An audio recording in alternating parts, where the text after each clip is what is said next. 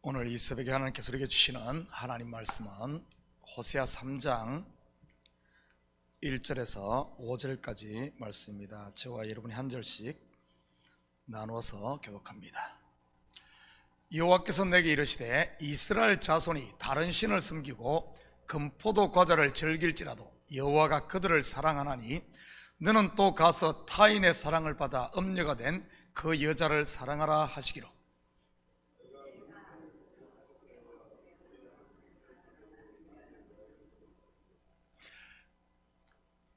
그에게 이르기를 너는 많은 날 동안 나와 함께 지내고 음행하지 말며 다른 남자를 따르지 말라. 나도 내게 그리하리라 하였노라.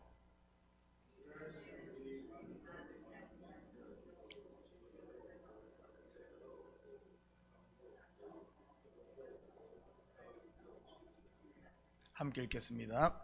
그 후에 이스라엘 자손이 돌아와서 그들의 하나님 여호와와 그들의 왕 다윗을 찾고 마지막 날에는 여호와를 경외함으로 여호와와 그의 은총으로 나아가리라. 아멘. 좋은 아침입니다.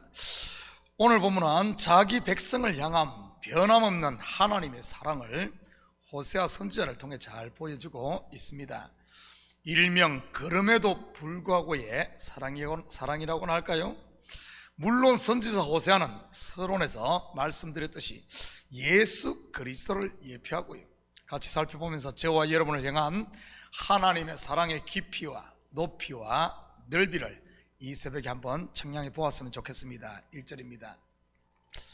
여호와께서 내게 이르시되 이스라엘 자손이 다른 신을 섬기고 금포도 과자를 즐길지라도 여호와가 그들을 사랑하나니 이는 또 가서 타인의 사랑을 받아 음녀가 된 그 여자를 사랑하라 하시기로. 호세아에서는 타락한 이 이스라엘의 모습을 부정한 아내 고멜로 설명을 하고 있습니다.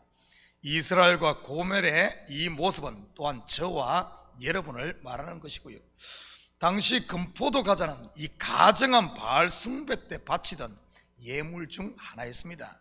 또한 이 금포도는 사치스러운 음식으로 경제적인 풍요로 인해 하나님을 떠나버린 이스라엘의 실상을 고발하는 것이기도 하지요. 그렇다 할지라도 이스라엘을 향한 하나님의 사랑에는 조금도 변함이 없는 것을 발견할 수 있습니다. 그때 하나님은 호세에게 가서 음녀가 된 아내 고멜을 사랑하라고 하네요. 여기서 가서 이 말의 실체는 바로 예수 그리스도의 성육신을 말하는 것입니다. 하늘 보좌를 떠나 또한 아버지 품을 떠나 육신의 몸을 입고 이 땅에 내 친히 내려오신 하나님의 성육신 말이지요. 바로 이런 양 한 마리를 찾기 위해 험한 산으로 친히 떠나는 목자의 모습이기도 하고요, 이처럼 구원은 전적으로 하나님으로부터 시작됨을 알 수 있습니다.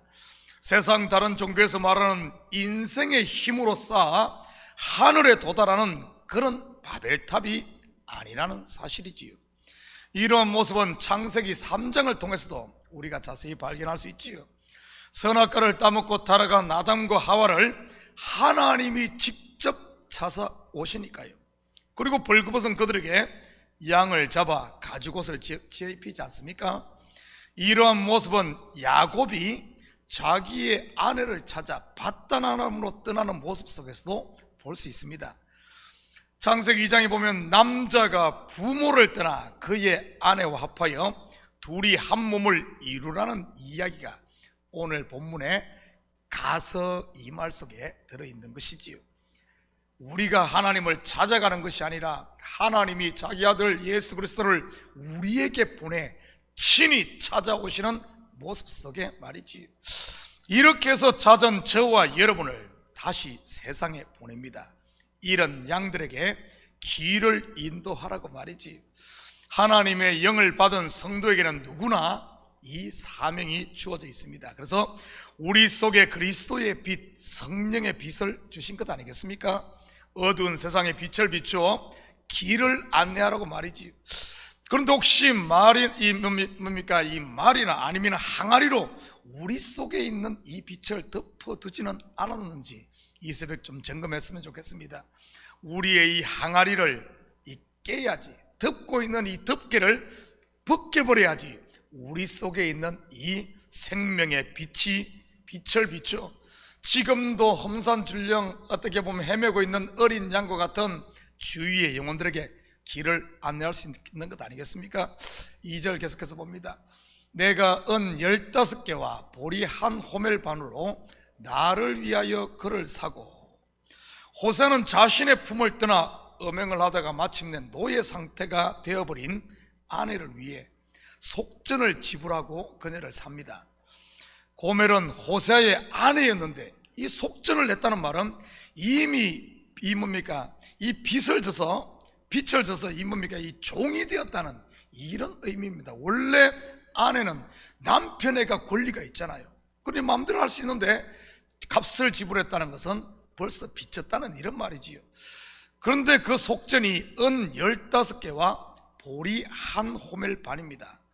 보리 한 호멜 반은 당시 15세겔의 값어치로 반은 현금으로 반은 곡식으로 지불했다는 뜻이지요. 결국 이 뭡니까? 은 15세겔 그리고 곡식 15세겔에서 30세겔을 냈다는 뜻입니다. 이 은 30세겔은 당시 노예의 몸값이었고요. 확인합니다. 출애굽기 21장 32절입니다. 소가 만일 남종이나 여종을 받으면 소임자는 은 30세겔을 그의 상전에게 줄 것이요 소는 돌로 쳐서 죽일지니라. 그리고 또 은 30세겔, 여러분 어디서 많이 들어보지 않았나요? 마태복음 26장 15절입니다. 내가 예수를 너희에게 넘겨주리니 얼마를 주려느냐 하니 그들이 은 30을 달아주거늘. 바로 죄의 종으로 팔린 우리의 값을 지불하기 위해 예수님께서 친히 스스로가 팔린 바로 30세겔이지요. 값을 지불하고 종을 사는 것을 영어로는 redeem, 우리말로는 대속이라고 하는 것입니다. 값을 지불했다는 뜻은 소유권이 이제는 완전히 하나님께로 이전되었다는 뜻으로 더 이상 우리를 주인 노릇하던 죄가 이제는 자기의 소유권을 주장할 수 없다는 뜻이요, 죄가 우리에게 왕노릇, 주인 노릇할 수 없다는 이런 뜻입니다. 그러기에 사도 바울은 그의 편지의 첫머리마다 자기를 죄의 종이 아닌 예수 그리스도의 종이라고 소개를 했던 것이고요, 바로 자신이 값 지불을 통해 하나님의 자녀가 되었음을 제대로 알았다는 이런 뜻이지요. 3절 4절입니다. 그에게 이르기를 너는 많은 날 동안 나와 함께 지내고 음행하지 말며 다른 남자를 따르지 말라. 나도 내게 그리하리라 하였느라.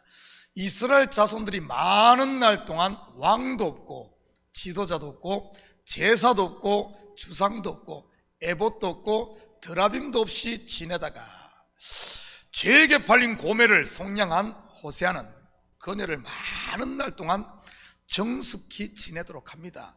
우상도 없이 에봇도 없이 많은 날 동안 그냥 혼자 지내도록 했지요.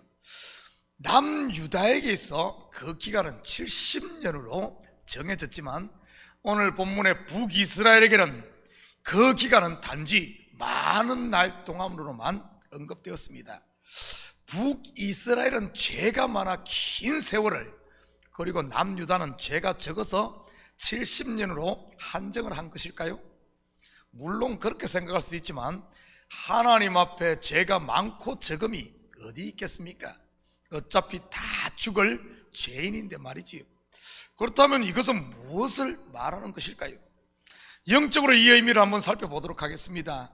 남유다의 70년 포로 생활은 하나님의 때가 정해져 있음을 말하는 것이지요. 여러분, 남유다, 바로 이 남유다에서 예수 그리스도가 나옵니다. 다윗의 혈통을 쫓아 육신의 예수 말이지요.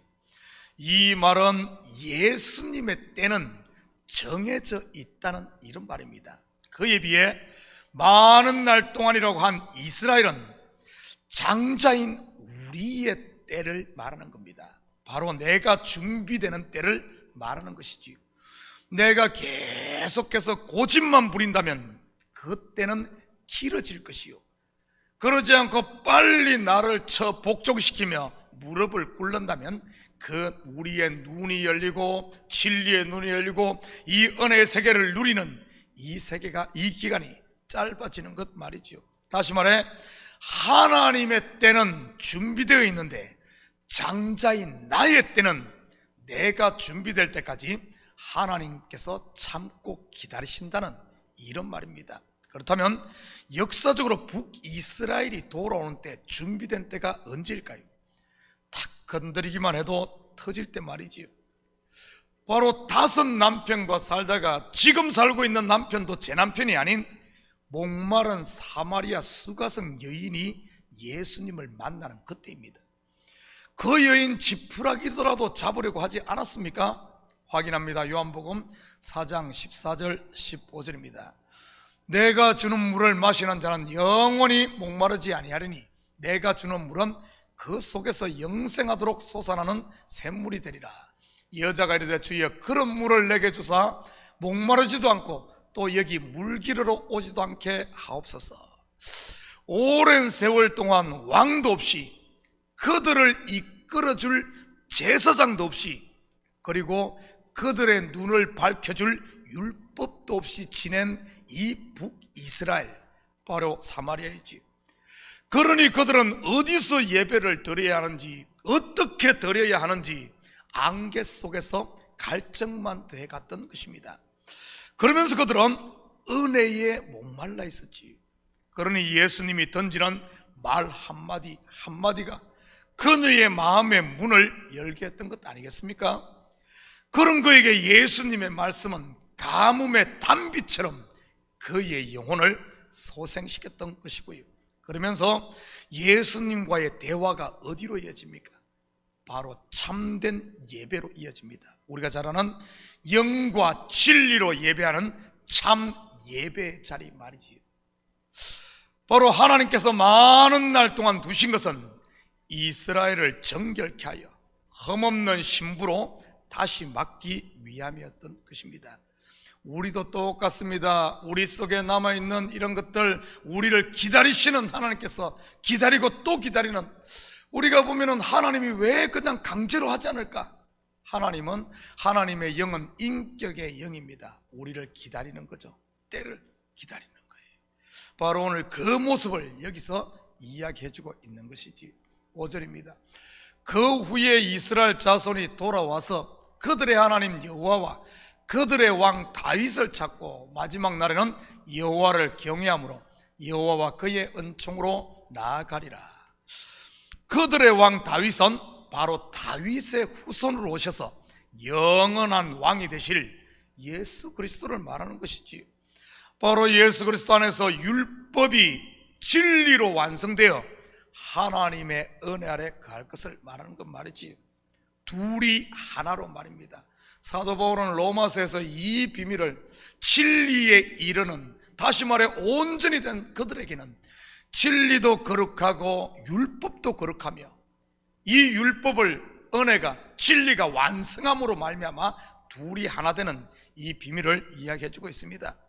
우리가 받은 구원은 은혜로 받았지만 그 은혜를 베풀기 위해 하나님께서는 아들의 값을 지불했음을 여러분 잊지 마시기 바랍니다. 은혜가 공짜가 아니라는 사실 말이지요. 우리가 눈이 열리지 않으면 이 은혜를 공짜로 생각합니다. 내가 율법 아래 있고 이렇게 있을 때는. 그런데 내가 진리의 눈이 열려 하나님과 하나 되고 나면은, 하나님이 내 속에 오고 나면은 이것이 이 은혜가 그냥 된 것이 아니라 바로 하나님께서 전부인 자기 아들 예수를 드려 나를 샀구나 하는 그것을 알게 되는 것이죠. 그러니 빚진 자로 사는 겁니다. 그렇다면 이 영생을 선물로 받은 저와 여러분의 삶은 어떠해야 될까요? 고린도전서 6장 19절 20절입니다. 너희 몸은 너희가 하나님께로부터 받은 바 너희 가운데 계신 성령의 전인 줄을 알지 못하느냐. 너희는 너희 자신의 것이 아니라 값으로 산 것이 되었으니 그런즉 너희 몸으로 하나님께 영광을 돌리라. 사랑하는 성도 여러분, 오늘 하루도 사람에게 빚진 것이 아닌 하나님께 빚진 하나님의 종으로 이 사랑의 빚을 갚는 여러분 우리 한 명 한 명은 사랑의 전도사로 세상 가운데 삶으로 그리스도의 향기 곧 하나님의 사랑의 향기를 여러분의 삶의 현장에 좀 이렇게 전하고 풍기며 사는, 그래서 요즘같이 참 각박하고 메마른 시대에 좀 우리 성도가 선 그곳에 좀 따뜻한 이 하나님의 사랑의 빛을 비추는 이런 삶을 살았으면 좋겠습니다. 우리 같이 기도하십시다. 사랑의 아버지 하나님, 참으로 감사를 드립니다. 맞습니다. 우리는 아버지 하나님께 빚진 자입니다. 영생의 빚을 진 자입니다. 아버지 하나님, 그렇다면 우리의 삶이 어떠해야 되겠습니까? 하나님, 더 이상 나를 위해 사는 삶이 아니라 이제는 주를 위해 사는 삶, 나를 내려놓고 아버지 내 생각, 내 욕심, 내 교만을 이제는 내려놓고 주님의 은혜 안에 감으로 말미암아 아버지 하나님 이 은혜를 전하고 이 은혜를 우리 삶 가운데 이제는 베풀며 살아갈 수 있는 저희들 되게 도와주시옵소서. 이 새벽도 간구하는 기도 제목마다 주님 들으시고 또한 특별히 성령의 감동을 통해 중보할 것 있으면 아버지 하나님 우리가 우리의 주위의 아버지 하나님 이웃들을 위해 가족을 위해 교회를 위해 중보함으로 말미암아 이 땅에서 작은 예수로 살아가는 저희들 될 수 있도록 축복하여 주시옵소서. 감사드리며 예수님의 이름으로 기도드립니다. 아멘.